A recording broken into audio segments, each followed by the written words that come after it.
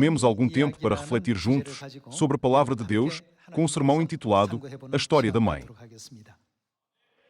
A História da Mãe está no livro que foi publicado pela editora Melquisedeque em 2016. Permitam-me que a leia brevemente. O termo utopia no romance Utopia de Thomas More significa nenhum lugar. No romance Aruhan, de Samuel Butler, o termo utopia significa lugar nenhum. Utopia significa que não existe em parte alguma. Mas será que a utopia realmente não existe? A nossa vida é uma curta, mas longa viagem. Através dessa viagem, nós podemos sentir a presença que dá vida a cada parte da nossa existência. Eu penso que a utopia que temos procurado pode não estar em outro lugar, senão bem no abraço da nossa mãe. Uma mulher ganha o título de mãe através da gravidez e do parto. O processo de se tornar mãe é acompanhado por uma dor incomparável. Apesar disto, as mães dizem que até a dor é felicidade. Como é possível que mesmo a dor excruciante do parto possa ser considerada felicidade e que elas possam amar os seus filhos que trazem a maior dor? Todas as criaturas, incluindo você e eu, neste mundo vivem do amor de uma mãe. As pessoas dizem que Deus não podia estar em todo lado, por isso criou as mães. Poderá isto significar que Deus existe em todo lado, na forma de mães? Toda esta providência pode ser encontrada nas histórias bíblicas desde o início da criação. Foi assim que se resumiu a parte sobre uma mãe no epílogo. No livro de Gênesis, depois de Deus ter colocado Adão num sono profundo, qual era o nome do ser que Deus criou a partir da sua costela? Está escrito que Ele criou uma mulher chamada Eva. Antes de as mulheres se tornarem mães, todas elas são mulheres. No processo de transição de mulher para mãe, deve haver o parto. Diz-se que a maior dor sentida pelos seres humanos é a dor do parto. Com que graça e amor as mães tratam os seus bebés depois de suportarem um parto tão doloroso. Quem mais, para além de uma mãe, poderia verdadeiramente lidar com tal tarefa? Uma mãe é o único ser que pode amar tão ternamente aquele que lhe causou a maior dor que um ser humano pode sentir.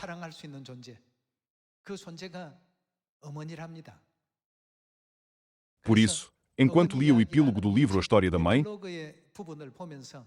pude perceber que as vidas das mães nesta terra são moldadas pelos genes herdados das suas próprias mães, que vivem uma vida de sacrifício, devoção e serviço para os seus filhos.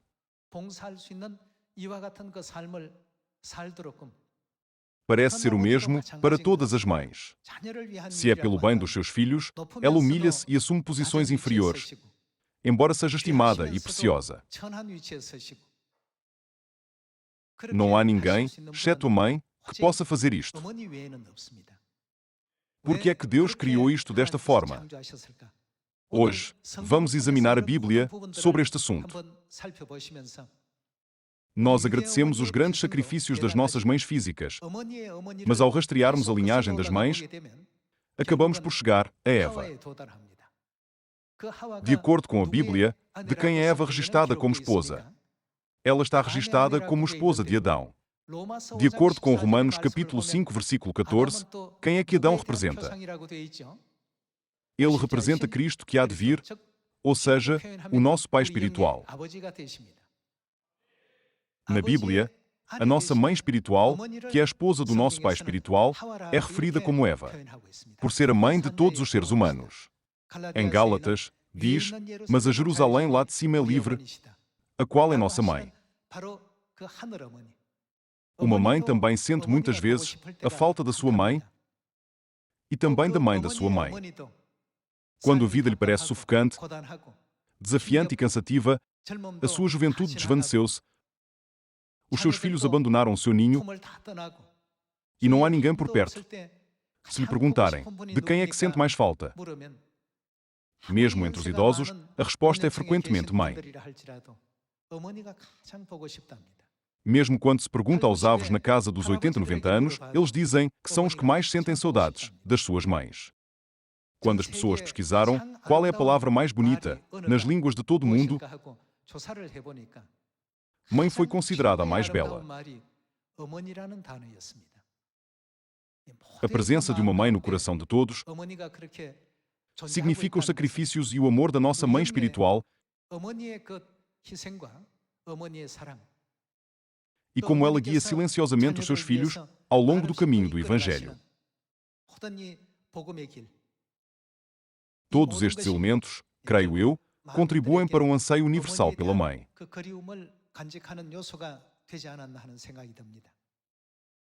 Portanto, hoje, com o sermão intitulado A História da Mãe, vamos primeiro examinar Gálatas, capítulo 4, versículo 28.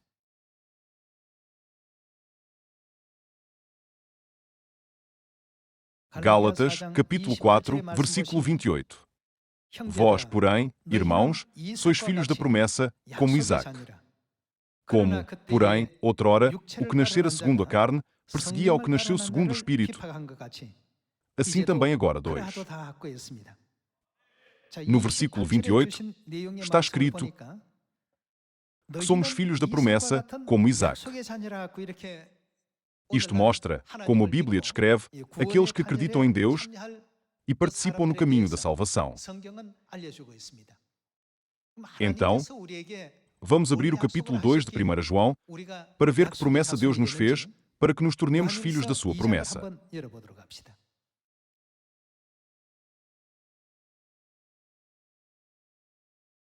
Vejamos 1 João, capítulo 2, versículo 25. E esta é a promessa que Ele mesmo nos fez. O que é que Ele nos prometeu? A vida eterna. A Bíblia testifica que Deus nos prometeu a vida eterna. O título do sermão de hoje é A História da Mãe. Podemos separar a vida de uma mãe? Sem uma mãe, a vida nunca pode existir. Sem uma mãe, nós não seríamos capazes de falar, andar, perceber ou sentir nada. Nós herdamos todo o nosso ADN das nossas mães. Existem mais de 60 trilhões de células no corpo humano. Diz-se que metade dos nossos genes vêm do nosso pai e metade da nossa mãe, mas apenas os genes mitocondriais da mãe são transmitidos à descendência. Isto indica que não podemos tornar-nos seres humanos completos sem uma mãe. Por isso, não podemos ter vida sem uma mãe. Vejamos mais de perto a vontade de Deus em relação a este assunto. Vejamos o livro de Apocalipse, capítulo 4, versículo 11.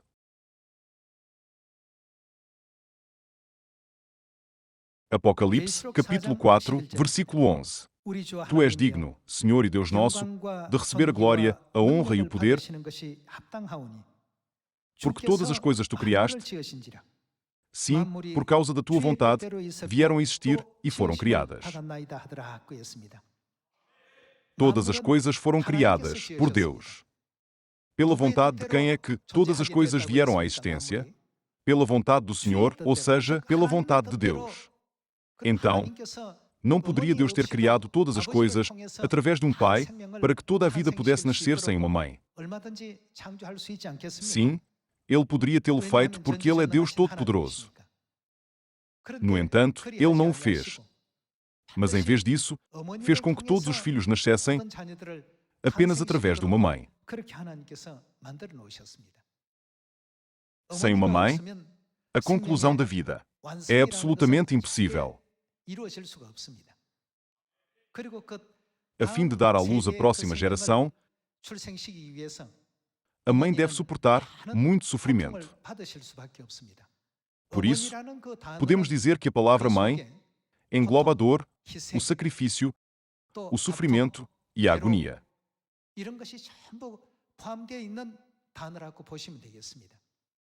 Muitas vezes chamamos casualmente mãe, mãe. Têm uma mãe física que deu à luz os vossos corpos físicos e também têm uma mãe espiritual.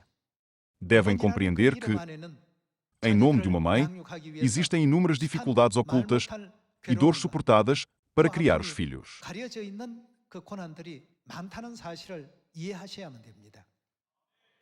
O nome mãe não é certamente um nome que surge por acaso. Em Apocalipse capítulo 4, afirma-se que todas as coisas foram criadas e existem pela vontade de Deus. Na providência de Deus, todos os seres vivos nesta terra nascem através de uma mãe e não através de um pai. Tal como todas as criaturas herdam a vida física através das suas mães físicas, a vida eterna dos nossos espíritos não pode de modo algum ser herdada sem a nossa mãe espiritual. Para nos despertar para a sua providência, Deus concebeu desta forma para que todas as criaturas, desde os peixes no mar, às aves no ar e aos animais que vagueiam pela terra, herdem a vida através das suas respectivas mães. Isto ensina-nos que, tal como vida física é dada através da nossa mãe física, deve haver a nossa mãe espiritual que nos dá a vida eterna dos nossos espíritos, não é verdade? Isto pode ser visto como Deus a despertar-nos para o facto de que a vida eterna não pode ser dada sem a nossa mãe espiritual. Então, será que a mãe espiritual existe verdadeiramente na Bíblia? A Bíblia deve testemunhar tudo. O que a Bíblia informa e testifica é muito mais importante. Através de Gênesis capítulo 1, vamos confirmar o ensinamento de Deus de que temos a nossa mãe espiritual que nos dá a vida eterna. Vamos para Gênesis capítulo 1, versículo 26. No capítulo 1, versículo 26, diz: Também disse Deus, façamos o homem à nossa imagem. Se Deus Pai, sozinho, tivesse criado o homem, deveria ter dito, eu farei, em vez de dizer, façamos, o que seria incorreto. A Bíblia é um livro que nos ensina a verdade. Se um só Deus criou os céus, a terra e todas as coisas neles, será que a expressão façamos deveria aparecer aqui? Não, não deveria. Portanto, podemos confirmar que deve haver mais do que um Deus que criou a humanidade. Vamos encontrar a resposta a esta pergunta indo para o versículo 27. Vejamos o versículo 27. Criou Deus, pois, o homem à sua imagem, à imagem de Deus o criou. Homem e mulher, o que é que ele fez? Os criou. Também disse Deus, façamos o homem à nossa imagem. E ele criou tanto o homem como a mulher. Isto não nos permite compreender que existe uma imagem masculina de Deus e uma imagem feminina de Deus, referida como nós? Isto significa que não foi um Deus singular que criou a humanidade. Durante muito tempo, a humanidade referiu-se à imagem masculina de Deus como Deus Pai. Então, como devemos chamar a Deus que tem uma imagem feminina? Naturalmente, uma vez que ela é aquela que nos dá a vida, devemos chamá-la de Deus Mãe. Assim, tal como os pais e as mães existem no mundo físico, Deus despertou-nos para o facto de que tanto Deus Pai como Deus Mãe existem no mundo espiritual. E esta é a promessa que Ele mesmo nos fez, a vida eterna. No entanto, essa vida é dada à humanidade apenas através da Mãe. A humanidade não aprendeu este princípio ao longo de milhares de anos de vida no mundo físico. As crianças não podem certamente nascer sem as suas mães, e este facto é bem conhecido, até mesmo pelas crianças. Da mesma forma, para receber a vida espiritual, temos de ter a nossa mãe espiritual. Uma vez que chamamos à imagem masculina de Deus, Deus Pai, então, naturalmente, devemos chamar à imagem feminina de Deus, Deus Mãe. Por isso, desde o início da criação, Deus Pai e Deus Mãe trabalharam juntos na criação da humanidade e também colaboraram para contrariar a arrogância da humanidade que construiu a Torre de Babel. Esta é a razão pela qual um substantivo plural Elohim é usado na Bíblia quando se refere a Deus. A razão pela qual Elohim, um substantivo plural, é usado para se referir a Deus, não é porque a Bíblia não tem substantivos singulares que se refiram a Deus. Existem os substantivos singulares Eloah e El, não existem? El é um substantivo singular, usado para se referir a um só Deus. No entanto, ao longo de todos os 66 livros da Bíblia, podemos ver que a palavra Elohim para Deus foi usada mais de 2.500 vezes. Está registado desta forma nos textos originais da Bíblia, o que o torna inegável até mesmo pelos estudiosos da Bíblia. Assim, só quando existe a mãe, toda a humanidade pode receber o que Deus prometeu. Qual é a promessa de Deus? É a vida eterna. Temos de nos tornar naqueles que recebem essa promessa, a vida eterna, nesta terra, a fim de regressar à nossa eterna pátria celestial, certo? Para aqueles que não recebem esta promessa, por mais vezes que digam Senhor, Senhor, ou eu creio, mesmo que sejam 100 vezes, qual é o ensinamento de Jesus em Mateus capítulo 7? Apartai-vos de mim, os que praticais a iniquidade. Não está escrito desta forma? Só quando o pai e a mãe estão presentes é que uma igreja pode possuir a vida eterna. E uma pessoa pode tornar-se um filho da promessa que herdará a promessa da vida eterna. Podemos tornar-nos os filhos da promessa sem a mãe?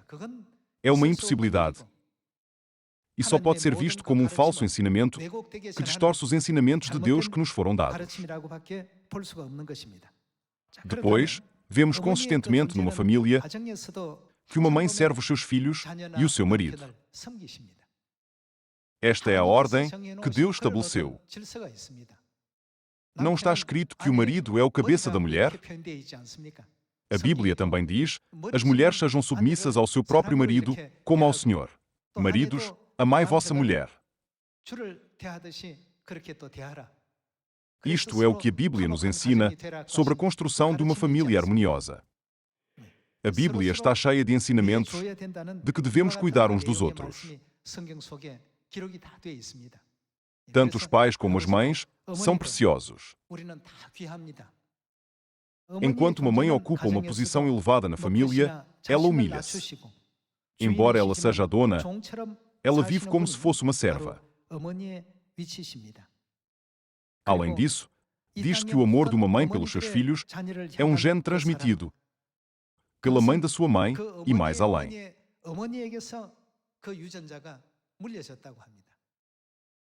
Se remontarmos à própria origem, acabamos em Gênesis capítulo 3, versículo 20.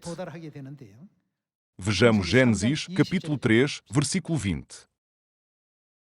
Capítulo 3, versículo 20. E deu o homem o nome de Eva, a sua mulher, por ser no que ela se tornaria a mãe. A palavra mãe surge de imediato. Ela tornou-se a mãe de todos os seres humanos. Em conclusão, a vida começou com Eva. De quem é a esposa Eva? Ela é a esposa de Adão e, na Bíblia, Adão representa Cristo. Vejamos o livro de Romanos, capítulo 5, versículo 14.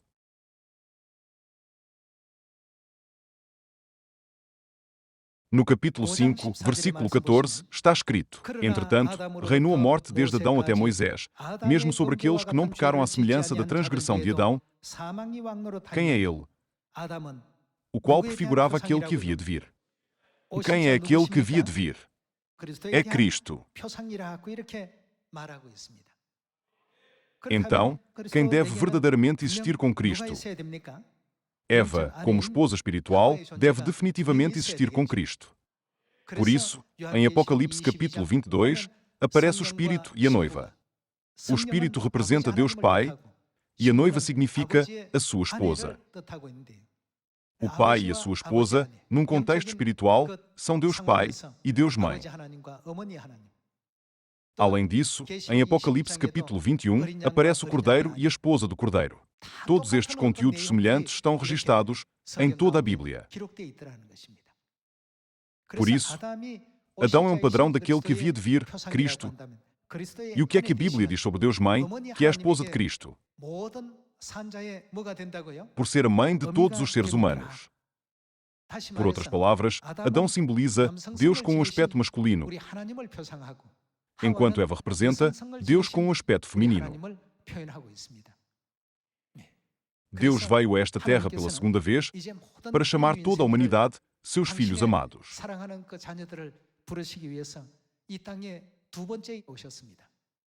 Há 2000 anos, ele pregou o Evangelho na Galileia de Nazaré. Foi a sua vinda a esta terra em carne e osso. Depois, de acordo com a profecia da figueira, ele foi batizado novamente em 1948 e começou a obra do Evangelho pela segunda vez nesta terra. Depois, em cumprimento da profecia de Davi, ele subiu ao céu, depois de completar o ministério do Evangelho de 37 anos. Através do apóstolo João em Apocalipse capítulo 22, ele despertou-nos para o facto de que todas as pessoas em todo o mundo devem reconhecer Deus Mãe e regressar ao seu abraço. Vejamos Apocalipse, capítulo 22, versículo 17.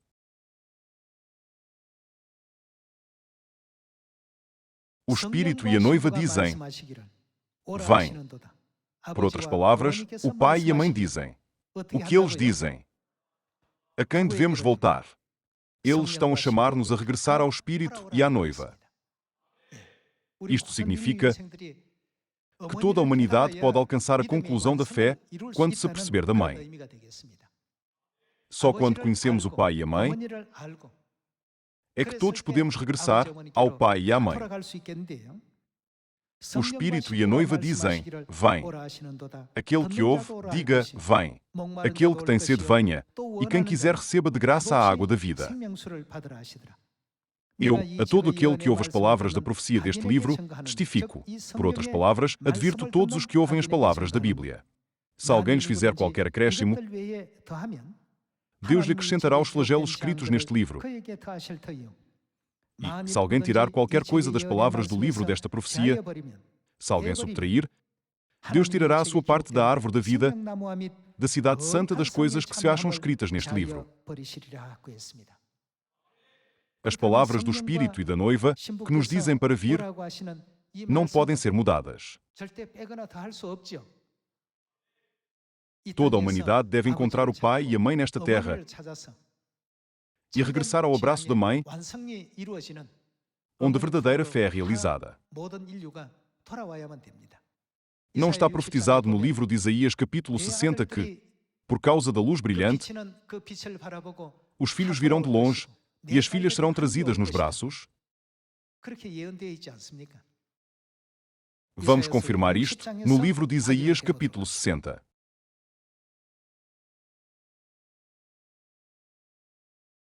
Capítulo 60, versículo 1. Dispõe-te, resplandece. Aqui, prestemos atenção a de quem é a luz, onde diz, brilha. Porque vem a tua luz, e a glória do Senhor nasce sobre ti. De quem é a luz a que se refere aqui a tua luz? Refere-se à luz de Jerusalém. Vejamos a razão pela qual Deus nos disse para brilhar a luz de Jerusalém, passando ao versículo 2. Vejamos o versículo 2. Porque eis que as trevas cobrem a terra. Aqui, na Bíblia inglesa, está escrito que a escuridão cobre toda a terra. A escuridão cobre toda a terra. e a escuridão cobre os povos. Os olhos, ouvidos e corações espirituais de todos os 8 bilhões de seres humanos estão agora completamente cobertos. Porque eis que as trevas cobrem a terra e a escuridão os povos. Mas sobre ti aparece resplendente o Senhor e a sua glória se vê sobre ti. Vejamos o versículo 3. As nações o que é que eles vão fazer? Encaminham para a tua luz e os reis para o resplendor que te nasceu. As nações se encaminham para a tua luz e os reis para o resplendor que te nasceu. Esta não é a profecia que vocês fizeram. Também não é a profecia que eu dei. Quem é que o profetizou?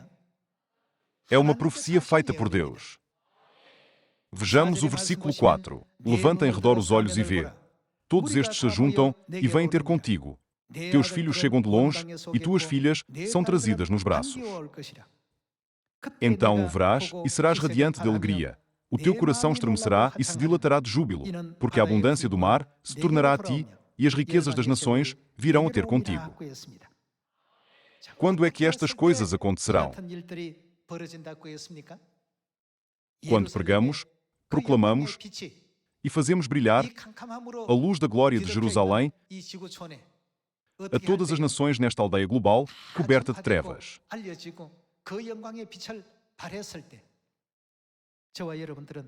Eu acredito que antes do nome Mãe, nós, os filhos celestiais, devemos verdadeiramente ser capazes de receber expiação por todos os pecados e transgressões que cometemos no céu e nesta terra e regressar ao nosso eterno lar celestial. O nome Mãe é um testemunho vivo da dor que ela suportou para nos dar a vida. Quando os filhos nascem através da dor, o nome Mãe pode ser conquistado. Esse nome não pode ser conquistado de forma leviana, fácil ou descuidada, pois não? É por isso que a Mãe sempre nos descreveu como: vocês são tudo para mim e tudo na minha vida. Também nós devemos ser capazes de dizer que o Pai e a Mãe são tudo nas nossas vidas. Com esta mentalidade, vamos espalhar a glória de Deus por toda a Samaria e até aos confins da terra e entregar os ensinamentos de Deus, pedindo sinceramente que nos tornemos naqueles que podem guiar todos os nossos irmãos e irmãs de Sião para regressarem à luz da Mãe. Gostaria de concluir este sermão. Muito obrigado.